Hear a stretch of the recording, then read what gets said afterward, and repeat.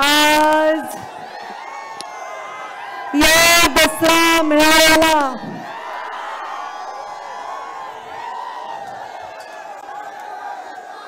तुम्ही ठरवून आलात की मला भाषण करू द्यायचं नाही काय?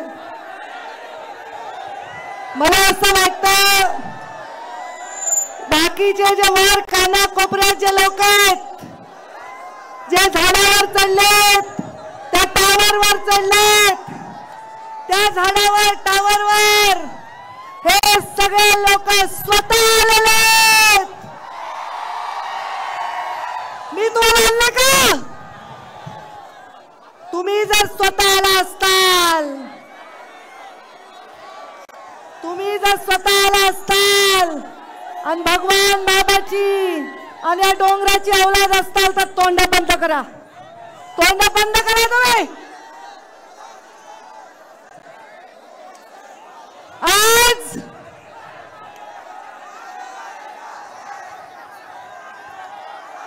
माझ्या दसरा मेळाव्यामध्ये पूर्ण राज्यातून लोक येतात, दरवर्षी येतात. पण मागच्या वर्षीपासून असं हलक्या वागणारे लोक तुम्ही काय यायलात? तुम्हाला जर भगवान बाबांवर श्रद्धा आहे तर तुम्ही असे धिंगाणा करणारे लोक हे माझे असूच शकत नाही.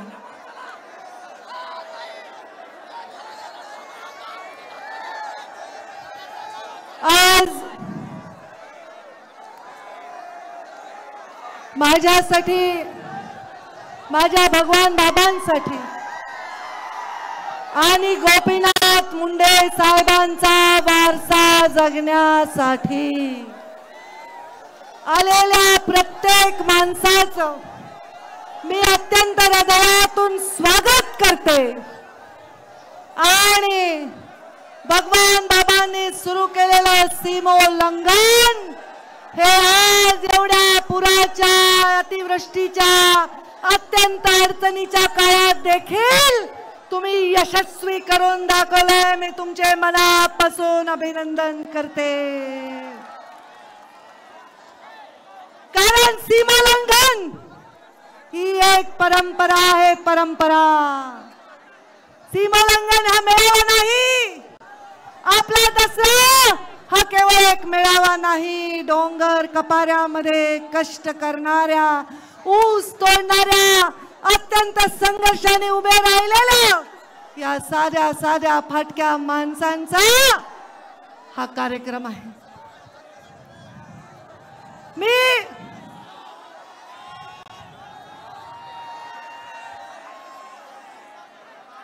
भगवान बाबांच्या चरणी प्रार्थना करते. एवढ्या नदीमध्ये पूर आला असताना, गावागावामध्ये पाणी शिरलं असताना, लोकांचे घर आणि संसार वाहून गेले असताना देखील तुम्ही एवढ्या उन्हात, एवढ्या अडचणीत, एवढ्या लांब आलात. आलात की नाही बुलढाण्यावरून? आलात की नाही जळगाववरून? आलात की नाही वाशिम वरून? आलात की नाही नाशिक वरून? आलात की नाही नगर वरून, पाथर्डी वरून, केज वरून, आष्टी, पाटोदा, बीड, शिरूर, सर्व महाराष्ट्राच्या कानाकोपऱ्यातून तुम्ही लोक आलेले आहात.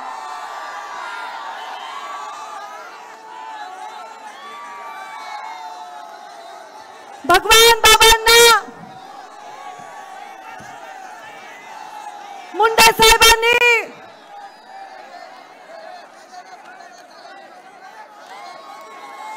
सिंदखेड राजावरून, बुलढाण्यावरून, देऊळगाव राजावरून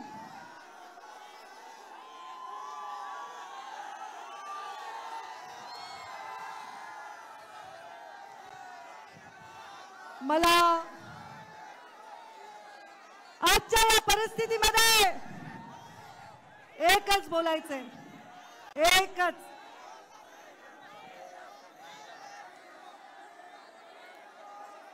माझ्या अत्यंत महत्त्वाची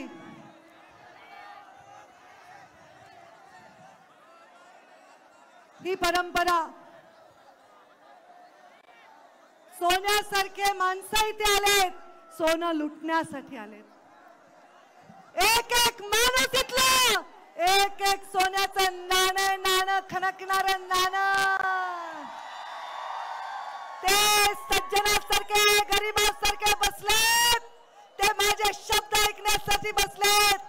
ते आहेत गोपीनाथ मुंडेचे आणि पंकजा मुंडेचे बहादर सैनिक. आणि हे धिंगाणा घालायला आलेले मला काही वाटत नाही. माझ्या घोषणा देऊन तुमच्या विषयीचं माझं मत बदलणार नाही. विरासत में संघर्ष मिला है, विरासत में संघर्ष मिला है तो जिद भी मिली है लड़ने के. चाहे जो भी हो, चाहे जो भी हो, डटकर आगे बढ़ने की. बदलू खुद को मैं क्यों, मैं विचारों की अटल चोटी हूं, मैं गोपीनाथ मुंडे की बेटी हूं. आज या लोकांचे संसार वाहून गेले. या गावामध्ये मी गेले, फाटके लोक बघून, त्यांचं दुःख बघून माझ्या डोळ्यामध्ये अक्षरशः अश्रू आले. घरामध्ये सुखाचा घास सुद्धा माझ्या पोटामध्ये गेला नाही. पण एक मी या भागामध्ये बघितलं, या परिस्थितीमध्ये बघितलं की जाती पातीच्या आमच्यासारख्या पुढाऱ्यांनी केलेल्या सगळ्या चाकऱ्या, सगळे जोखड गळून पडले आणि माणूस माणसाच्या मदतीला धावून आला. दाखवा बरं तुमच्या बाजूच्या माणसाचा हात, पकडा बरं, पकडा बरं, हात वर करा बरं. शेजारच्या माणसाचा हात पकडा बरं, पकडा बरं, सगळे हात वर करा. आपल्या शेजारच्या माणसाचा हात पकडा, पकडा. असा समाज आणि अशी साखळी घडवण्याची आवश्यकता आहे. असा नेता आपल्या सगळ्यांना आवश्यक आहे.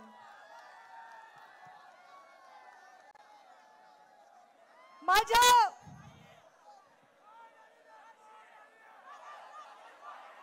या लोकांचं दुःख बघून मला ज्या वेदना झाल्या त्या शब्दात मांडू शकणार नाही. पण देवेंद्र फडणवीस राज्याचे मुख्यमंत्री यांच्या वतीने आणि केंद्रात बसलेले आमचे प्रधानमंत्री नरेंद्र मोदी यांच्या वतीने मी शब्द देते की या शेतकऱ्याला पूर्णपणे मदत करण्यासाठी सरकार त्यांच्या पाठीशी खंबीरपणे उभे आहे. कारण लोकांचं दुःख हेच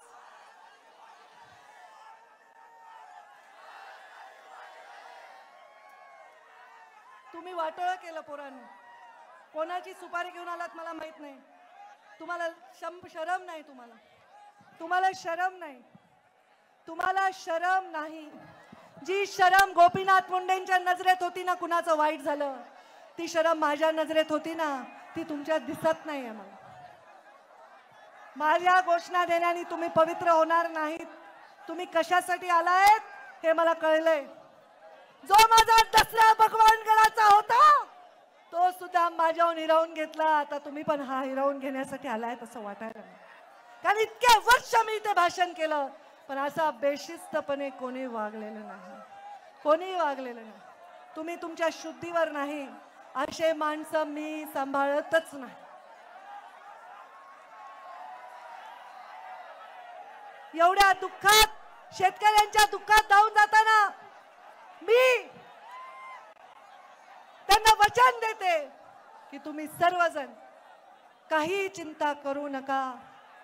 कारण जब देखती हूँ भूखे बच्चे फटे हुए कपड़ों में माँ, जब देखती हूँ भूखे बच्चे फटे हुए कपड़ों में माँ, गरीबी में तड़पता परिवार, मैं खून के आंसू रोती हूँ, मैं गोपीनाथ मुंडे के बेटे, मैं गोपीनाथ मुंडे के बेटे। मी आपल्या सर्वांना आज सांगते, नवदुर्गा 9 दिवस नवरात्र होतं का नाही? होतं का नाही? तुमच्या घरात नसेल कारण तुम्ही पथ्य पाळत नाहीत काही. आमच्या घरात आहे, कांदा लसूण नाही, नॉनव्हेज नाही, बाकी तर नाहीच नाही. कारण तुम्ही काय ग्रहण करून आला असताल तर तुम्हाला कळणारच नाही मी काय म्हणाले. माझ्या 9 दिवस नवदुर्गेची आपण पूजा केली.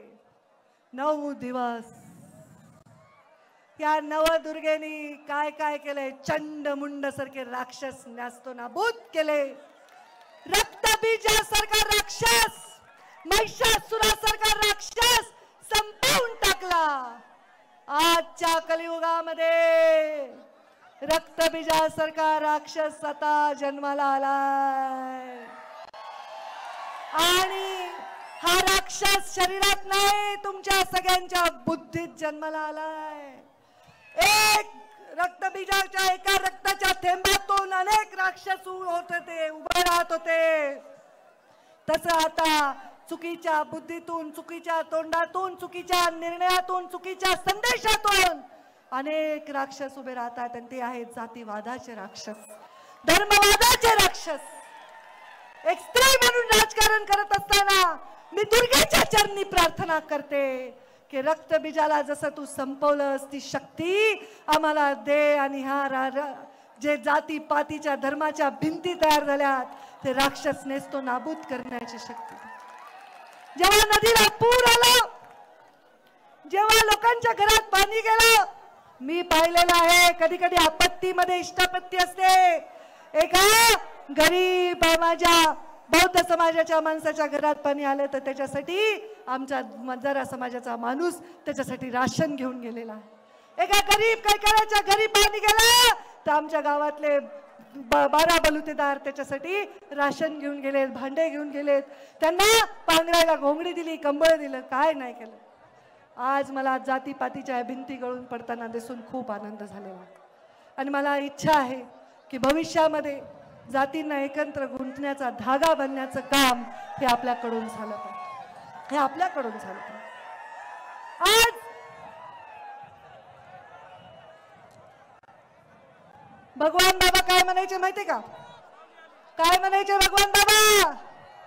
1 एकर रान विका पण शिका म्हणायचे का नाही? तुम्ही शिकलेच वाटत नाही मला, तुम्ही शिकलेले वाटत नाहीत मला. 1 एकर रान विका पण शिका भगवान बाबा म्हणायचे. पंकजा गोपीनाथ मुंडे, माझ्यावर प्रेम करणाऱ्या, मुंडे साहेबांवर प्रेम करणाऱ्या, भगवान बाबांवर खरी श्रद्धा बाळगणाऱ्या लोकांना मी आवाहन करत आहे की 2 घास कमी खा पण स्वाभिमानाने राहा. नका कुणाचे तुकडे उचलू, नका कुणाचे पैसे घेऊ, नका खोटे काम करू, नका खोटे धंदे करू, नका गुंडबंड पाळू. काही गरज नाही हे करायची. चांगल्या माणसाचं चांगलंच होतंय. भगवान बाबाचे आशीर्वाद त्याच्या मागे असतात. तुम्ही, मला तुमचा स्वाभिमान आहे, मला अभिमान आहे तुमचा.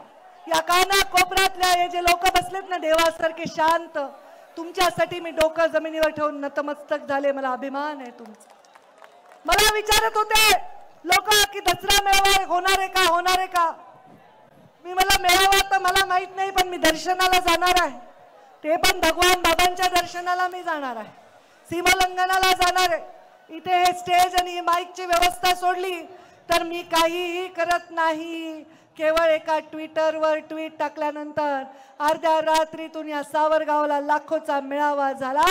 ते खरे भगवान बाबांचे भक्त, ते खरे भगवान बाबांचा आदर्श, ते खरे भगवान बाबांच्या चरित्राचा आदर करतायत. अरे भगवान बाबांनी किती यातना भोगल्या, किती यातना भोगल्या. ए भगवान बाबांनी काही माहिती का तुम्हाला अक्कल?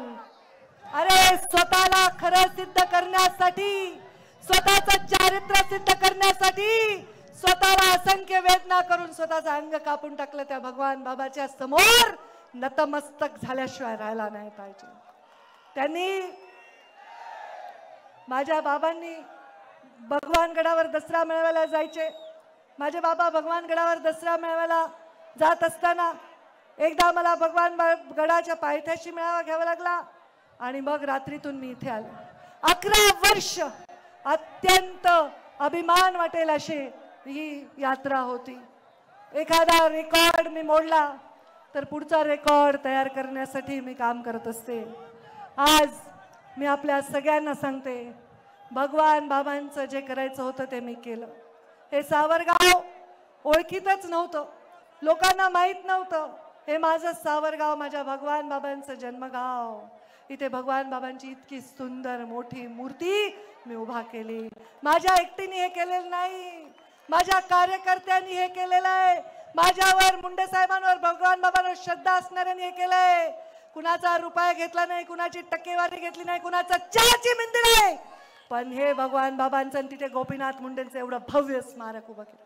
सरकारी मदतीतून हे झालेलं स्मारक नाही आहे, या ऊस तोडणाऱ्यांच्या घामातून तयार झालेलं हे स्मारक. या स्मारकावर मी आपल्या सर्वांच्या उपस्थितीमध्ये एवढी शपथ घेईन की मुंडे साहेबांनी जो मला वसा दिलाय, तो वारसा दिलाय, तो वसा आणि वारसा मी कधीही कधीही कधीही खाली मान घालायला तुम्हाला लावणार नाही.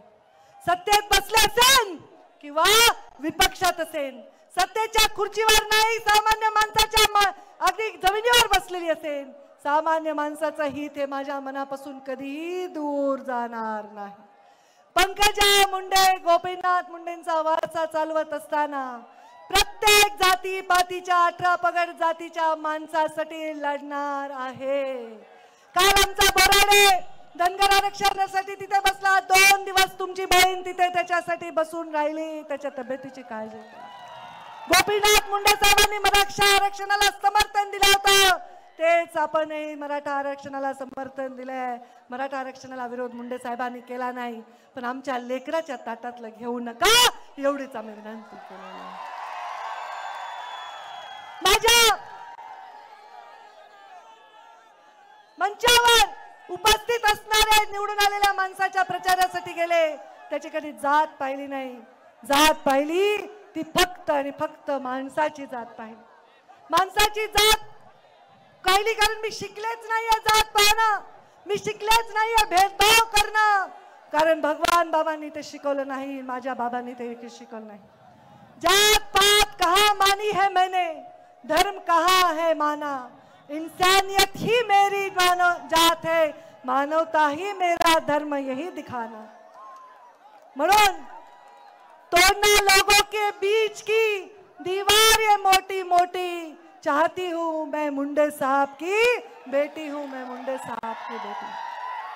आपल्या सर्वांनी जे आलेले आहेत, वर्षानुवर्ष परंपरा राखली आहे, त्यांचे हात जोडून मी आभार मानते की तुम्ही देवासारखे आलात, संतांसारखे आलात, भगवान बाबांच्या रूपाने माझ्या समोर आलात.